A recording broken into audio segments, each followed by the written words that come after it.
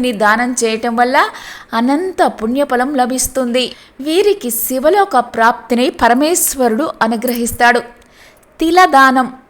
తిలలు అంటే నువ్వులు. శ్రీ మహావిష్ణువు శరీరం నుంచి పుట్టిన నువ్వులను దానం చేయటం వల్ల సమస్త పాపాలు నశించి విష్ణులోకం ప్రాప్తిస్తుంది. హిరణ్యదానం. బ్రహ్మదేవుని గర్భం నుంచి పుట్టిన బంగారాన్ని దానం చేయటం వల్ల సమస్త కర్మల నుంచి విముక్తుడవుతాడు. ఈ దానంతో అగ్నిదేవుడు సంప్రీతుడై అగ్నిలోకాన్ని ప్రాప్తిస్తాడు. నెయ్యి దానం. ఆజ్యం అంటే ఆవు నెయ్యి. ఇది కామధేనువు పాల నుంచి ఉద్భవించింది.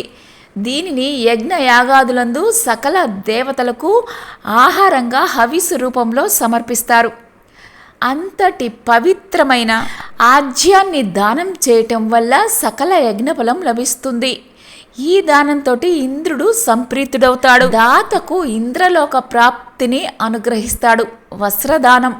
చలి నుంచి శరీరానికి రక్షణ కలిగించే వస్త్రం కేవలం అలంకారానికే కాకుండా మానాన్ని కూడా కాపాడుతుంది. అట్టి వస్త్రాలను దానం చేయటం వల్ల సర్వ దేవతలు సంతోషిస్తారు. సకల శుభాలు కలగాలని దాతను దీవిస్తారు. ధాన్యదానం. జీవి ఆకలిని తీర్చేది ఈ ధాన్యం. జీవి ఉత్పత్తికి ఈ ధాన్యమే కారణం.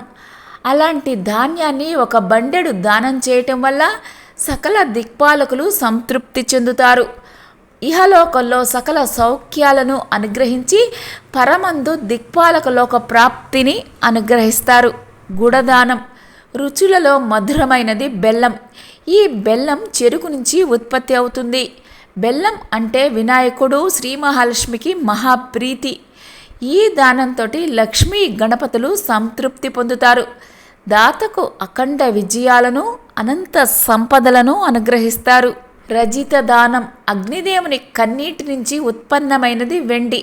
ఈ దానంతో శివకేశవులు సంతృప్తి చెందుతారు. దాతకు సర్వ సంపదలు వంశాభివృద్ధిని అనుగ్రహిస్తారు. లవణ దానం. రుచులలో ఉత్తమమైనది ఉప్పు.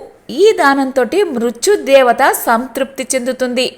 ఆయుష్, బలం, సంతోషాన్ని అనుగ్రహిస్తారు. వీటిని గ్రహణ సమయంలో చేస్తే దీనికి 10ంతల ఫలితం ఉంటుంది. అంతేకాదు దానం భక్తి శ్రద్ధలతోటి చేయాలి. కానీ దాన గ్రహీతకు ఏదో ఉపకారం చేస్తున్నాము అనే భావనతో కానీ నలుగురిలో గొప్పగా చెప్పుకునేటందుకు కానీ దానం చేయకూడదు. ఒకవేళ అలా చేస్తే ఎలాంటి ఫలితం దక్కదు.